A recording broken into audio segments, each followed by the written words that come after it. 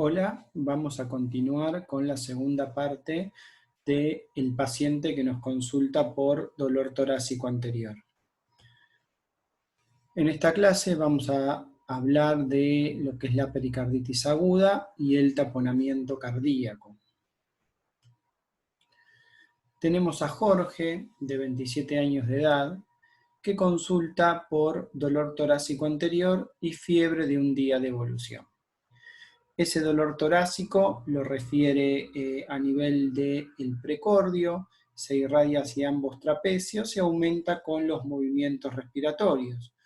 Como antecedentes, tiene un cuadro de vía superior en las últimas 2 semanas. Cuando lo revisamos, lo encontramos febril, taquicárdico y un frote pericárdico. En base a la sospecha diagnóstica de una pericarditis aguda, le realizamos un electrocardiograma donde encontramos los cambios típicos que pueden observarse en esta entidad, que están representados por el supradesnivel del segmento ST en varias de las derivaciones, o sea, en forma difusa, sin respetar una cara. La pericarditis aguda es el cuadro clínico que se produce por la inflamación aguda del pericardio. Puede ser de etiología infecciosa o no infecciosa, la más frecuente es la de causa viral, también denominada idiopática, donde los virus más asociados son ecovirus y coxsackie-virus. También tenemos las causas no infecciosas, como la que se produce posterior a un infarto agudo de miocardio, la secundaria a la uremia y la neoplasia. Las manifestaciones clínicas incluyen síntomas y signos. El síntoma más frecuente es el dolor precordial. Ese dolor precordial es un dolor de tipo urente que se localiza en el precordio, mejor dicho, comienza a nivel retroesternal, pero puede extenderse a lo largo de todo el precordio, se irradia hacia ambos trapecios, es de tipo pleurítico, o sea que aumenta con la inspiración profunda y con la tos, es un dolor muy intenso y alivia parcialmente en posición genupectoral, o sea, cuando el paciente se inclina hacia adelante. Muchas de estas personas tienen como antecedentes haber tenido un cuadro de vía aérea superior en forma reciente, como por ejemplo un resfrío. Siempre hablando de la pericarditis aguda idiopática. Los signos que pueden encontrarse al examen físico son fiebre, frote pericardio y taquifigmia. Con respecto al frote pericárdico, tenemos que es un ruido cardíaco anormal, el cual puede auscultarse tanto en inspiración como en expiración, y se ausculta mejor con el paciente inclinado hacia adelante. Y ese frote tiene la característica de ser evanescente.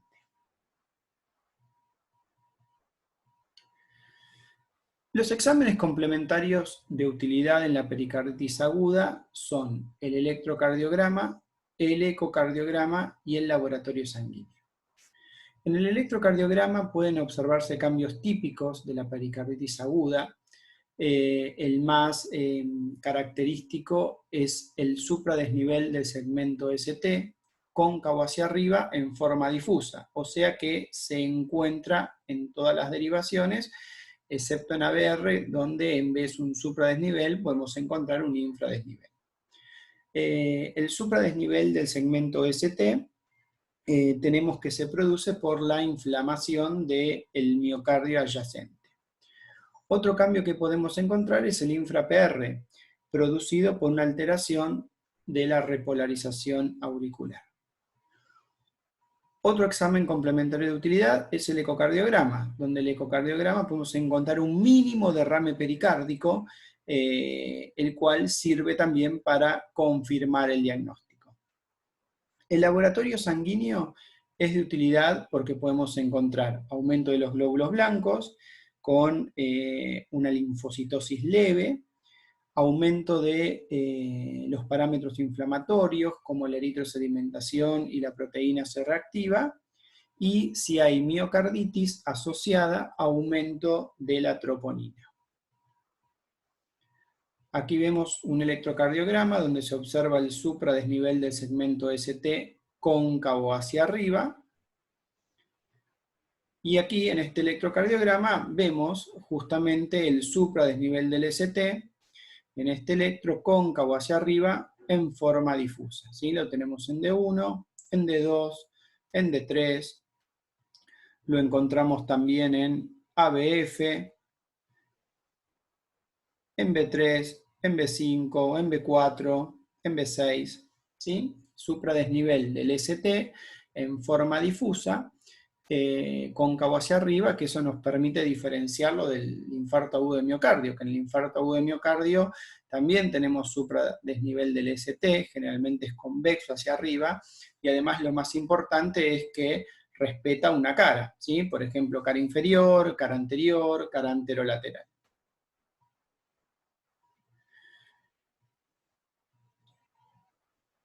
Asociada a la pericarditis aguda, ¿sí? Posteriormente a la evolución de una pericarditis aguda puede desarrollarse un derrame pericárdico, ¿sí? Las causas del derrame pericárdico tenemos las mismas causas que la pericarditis aguda, también puede observarse en procesos neoplásicos, en la insuficiencia cardíaca, en la cirrosis, en el síndrome nefrótico y en la tuberculosis. Las manifestaciones clínicas van a depender tanto de la magnitud del derrame como la rapidez con la cual se instala, así como de la distensibilidad del pericardio. Las manifestaciones clínicas podemos tener que el paciente se encuentre absolutamente asintomático y el derrame pericárdico es simplemente un hallazgo. Puede presentarse como un dolor sordo o, en el peor de los casos, como un taponamiento cardíaco, como vamos a ver más adelante. Al examen físico vamos a encontrar el primer y el segundo ruido cardíacos hipofonéticos. Va a haber ausencia de frote pericárdico, a diferencia de lo que teníamos en la pericarditis aguda, y un área de matidez cardíaca a la perfusión. Los exámenes complementarios de utilidad para estudiar al paciente tenemos que son el ecocardiograma, el electrocardiograma, la radiografía de tórax frente y la pericardiocentesis. Este último también sirve para el diagnóstico etiológico. Pero de todos, el principal método diagnóstico es el ecocardiograma, donde podemos observar tranquilamente el derrame pericárdico. En el electrocardiograma podemos encontrar microvoltaje y también lo que se denomina alternancia eléctrica, como vamos a ver en un ratito. Y en la radiografía de tórax frente, la clásica imagen en botellón que se produce cuando el derrame pericárdico supera los 250 mililitros.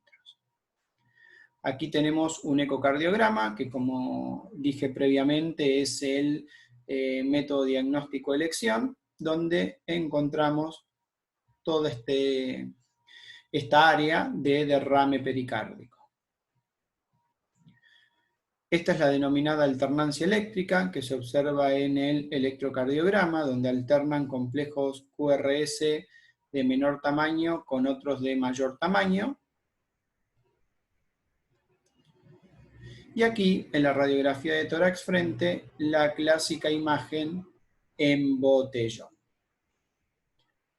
Bueno, entonces, resumiendo, derrame pericárdico tiene ausencia de frote, ruidos cardíacos hipofonéticos y el método diagnóstico de elección es el ecocardiograma. Diferencia de la pericarditis aguda, donde la pericarditis aguda tiene el dolor típico de tipo urente y pleurítico, tiene fiebre. Al examen físico vamos a encontrar el frote pericárdico y dentro de los exámenes complementarios de elección para su diagnóstico son el ecocardiograma y el electrocardiograma, donde pueden observarse cambios típicos. La entidad más grave dentro de las afecciones del pericardio es el denominado taponamiento cardíaco, que el taponamiento cardíaco es un cuadro grave donde el derrame pericárdico origina la compresión de las cavidades cardíacas con menor llenado y el consecuente desarrollo de un shock en la persona. Depende tanto de la magnitud, pero sobre todo de la velocidad con la cual se instala el derrame pericárdico. Las causas más frecuentes de taponamiento cardíaco son la uremia, las neoplasias y la de causa postviral. Desde el punto de vista fisiopatológico, entonces vamos a tener un líquido pericárdico que se encuentra a presión. Ese líquido pericárdico a presión genera compromiso del llenado diastólico ventricular, y el compromiso del llenado diastólico ventricular va a generar, por un lado, presiones venosas elevadas, y por otro lado, disminución del volumen sistólico. La disminución del volumen sistólico va a llevar a una caída del volumen minuto, lo que va a llevar a hipotensión arterial y a taquicardia refleja. El aumento de las presiones venosas va a generar, por un lado, congestión venosa sistémica, con la aparición de ingurgitación yugular, y congestión pulmonar, con la aparición de estertores crepitantes. Por lo tanto, los hallazgos al examen físico que podemos llegar a encontrar en una persona con taponamiento cardíaco son los siguientes: ruidos cardíacos ausentes, ingurgitación yugular, signo de Kussmaul, pulso paradójico, hipotensión arterial, taquicardia y estertores pulmonares. El signo de Kussmaul consiste en lo siguiente: consiste en que cuando la persona que presenta ingurgitación yugular se le pide que inspire en forma profunda, esas yugulares no colapsan estando del mismo volumen, o incluso pueden aumentar del volumen. O sea, el signo de Kussmaul hace referencia a la ausencia de colapso de las venas yugulares durante la inspiración profunda. El pulso paradójico consiste en la disminución de la presión arterial sistólica en más de 10 milímetros de mercurio cuando a la persona se la hace inspirar en forma profunda. El pulso paradójico se produce porque durante la inspiración profunda hay un aumento en el volumen del ventrículo derecho, lo cual lleva u origina un abombamiento del septum interventricular hacia la izquierda. Entonces, signo de Kussmaul, ausencia de colapso de las yugulares ingurgitadas durante la inspiración profunda, y el pulso paradójico, caída de más de 10 milímetros de mercurio de la tensión arterial sistólica durante la inspiración profunda. Los exámenes complementarios de utilidad en el taponamiento cardíaco son el ecocardiograma y el electrocardiograma.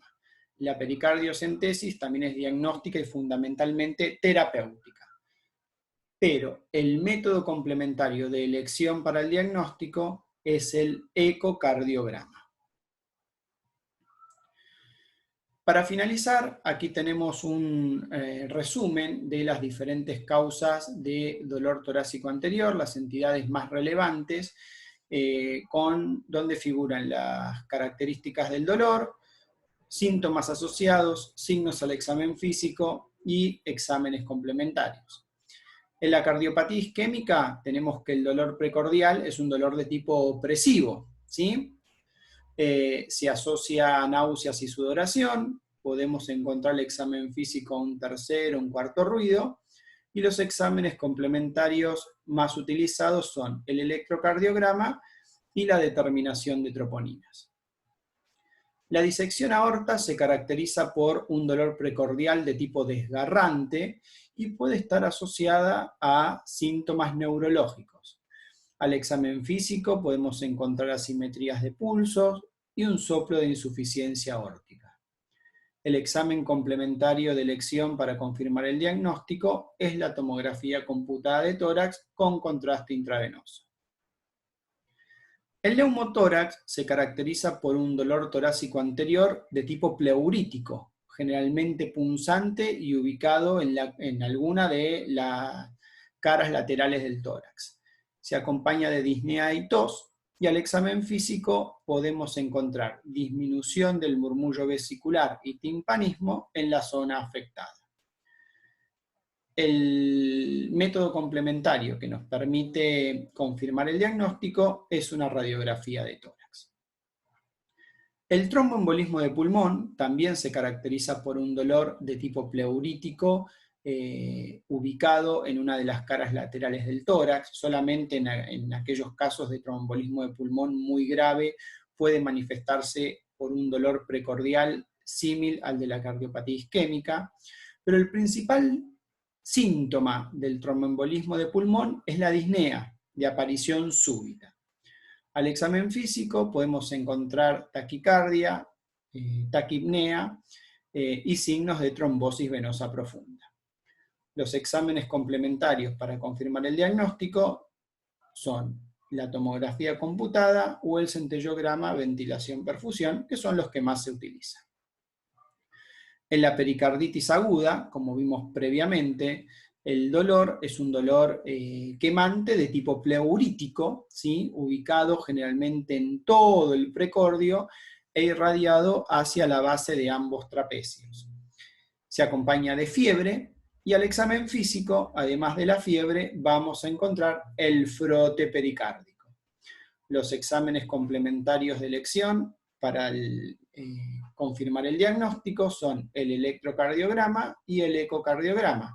En el electrocardiograma podemos ver el supradesnivel del segmento ST cóncavo hacia arriba en forma difusa, y en el ecocardiograma mínimo derrame pericárdico. Y por último, los dolores de tipo músculo-esquelético, que recordemos que son la causa más frecuente de dolor precordial.